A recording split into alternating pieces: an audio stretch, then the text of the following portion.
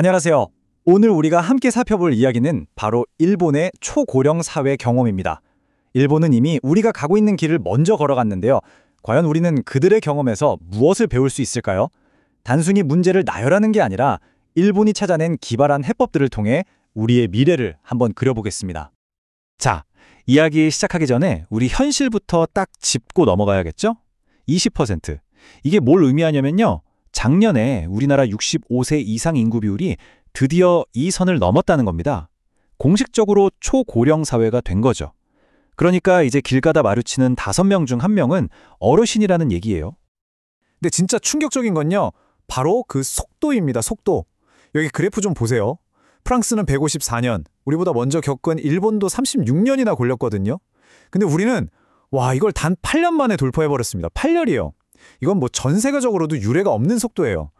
그러니까 이 문제가 얼마나 시급한지 더 이상 설명이 필요 없겠죠.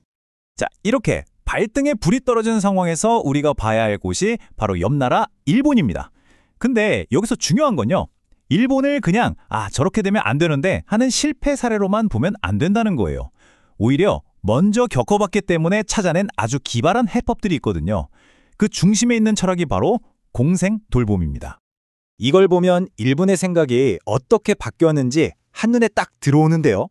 왼쪽, 그러니까 옛날 방식은 뭐였냐면요. 어르신들을 그냥 외딴 시설에 모셔두고 안전하게 보호하는 거였어요. 일종의 격리죠. 근데 이게 과연 최선이었을까요? 일본은 아니라고 본 겁니다. 그래서 지금은 오른쪽처럼 다시 지역사회 안으로 모시는 거예요. 함께 어울리면서 스스로 하실 수 있는 건 최대한 지원하는 통합 방식으로 완전히 패러다임이 바뀐 거죠. 이 한마디가 오늘 이야기의 핵심, 거의 심장이라고 할 수 있습니다. 우리가 다 해드릴게요. 이게 사실은 되게 오만한 생각이었다는 거예요. 오히려 그런 과잉 보호가 어르신들의 자유를 빼앗고 사회로부터 고립시켰다는 아주 뼈아픈 반성이죠. 바로 이 깨달음이 일본의 모든 걸 바꿔놓은 겁니다. 자, 그럼 이 멋진 철학, 공생 돌봄이라는 게 그냥 말로만 끝나는 게 아니라 실제로는 어떻게 구현되고 있을까요? 그 첫 번째 사례를 한번 들여다보겠습니다. 바로 어르신들이 사는 곳, 긴모크세이라는 요양원 이야기입니다. 이 요양원 특징들을 한번 쭉 보세요. 우리가 생각하는 요양원이랑은 완전 정반대예요. 보통 요양원 하면 외진 곳에 있잖아요. 여긴 아예 도심 한복판에 있어요. 담장 그런 거 없습니다. 심지어 이건 진짜 놀라운데 술이랑 담배도 허용이 된대요. 왜 이렇게까지 할까요? 목표가 딱 하나인 거예요. 여길 통제받는 시설이 아니라 내가 살던 진짜 집처럼 느끼게 해주자는 거죠. 이 장면하고 머릿속으로 그려보세요. 요양원 입구에 작은 구멍가게가 있는데 동네 꼬마들이 와서 과자를 사요. 그럼 거기에 사시는 할머니 할아버지가 자연스럽게 어서 와라 하면서 계산을 도와주시는 거죠. 어때요? 지역사회와의 통합이라는 말이 그냥 구호가 아니라 이렇게 따뜻하게 현실이 될 수 있다는 걸 보여주는 정말 좋은 장면 아닌가요? 자, 이렇게 사는 공간, 집의 개념을 바꿨다면 다음은 뭘까요? 바로 사회 안에서의 역할입니다. 그냥 소일거리 하면서 시간 보내는 게 아니라 어떻게 하면 의미 있는 사회적, 경제적 역할을 계속 이어가게 할 수 있을까? 이 고민에서 나온 아이디어들을 한번 보시죠. 일본에 치맥 카페라는 게 참 많거든요. 근데 그게 다 똑같은 게 아니에요. 이 표를 보시면 대표적인 2가지 유형의 차이가 확 드러나죠. 왼쪽 디다 카페는 어때요?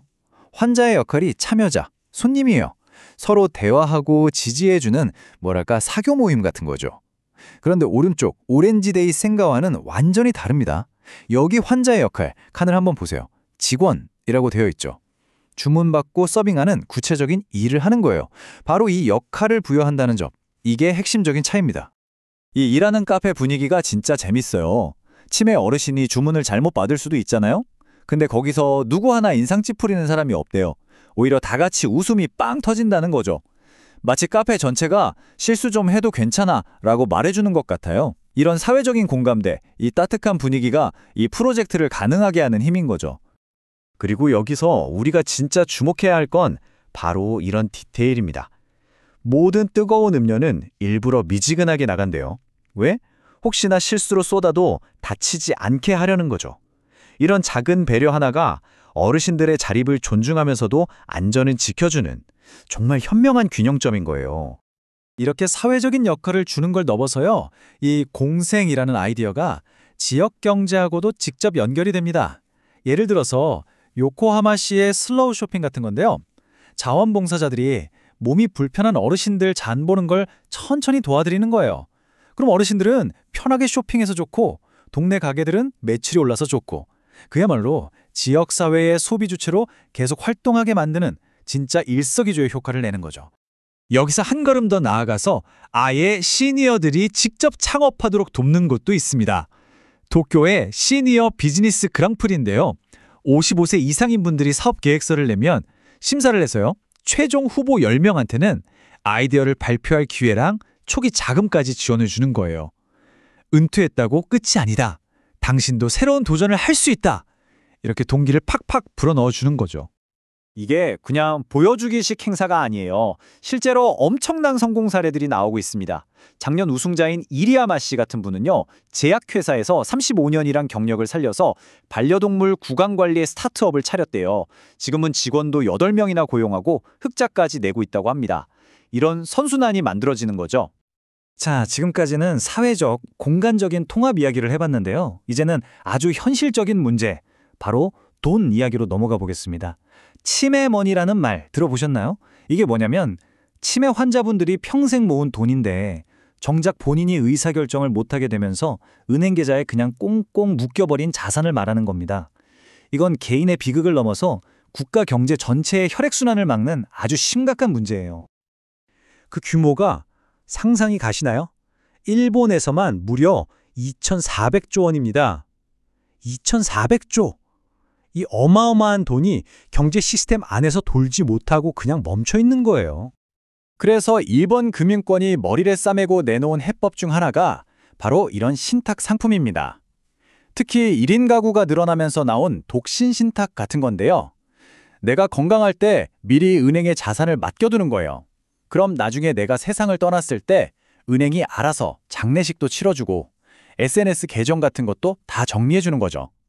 남한 채 패키치기 싫어하는 문화를 정말 잘 파고든 금융상품이라고 할 수 있습니다. 자, 지금까지 일본의 여러 가지 사례들을 쭉 살펴봤습니다. 그럼 이제 가장 중요한 질문이 남았죠. 이 모든 이야기들이 지금 우리 대한민국 사회에 던지는 메시지는 과연 무엇일까요? 결론적으로 일본이 우리한테 주는 가장 핵심적인 교훈은요, 바로 이겁니다. 관점의 전환. 어르신들을 사회로부터 떼어내서 분리하고 보호해야 한다는 낡은 생각, 이제는 버려야 한다는 거죠. 대신에 어떻게 하면 이분들을 다시 우리 지역사회와 연결하고 통합시킬 수 있을까? 이걸 고민하는 게 모든 혁신의 시작이었다는 겁니다. 일본은 그 해답을 요양원, 카페, 동네 가게, 심지어 금융상품까지 지역사회의 모든 곳에서 찾아냈습니다. 그렇다면 전 세계에서 가장 빠른 속도로 늙어가고 있는 우리 대한민국은 과연 우리의 해답을 어디에서 찾아야 할까요? 오늘 이 이야기가 바로 그 고민의 작은 시작점이 되었으면 합니다.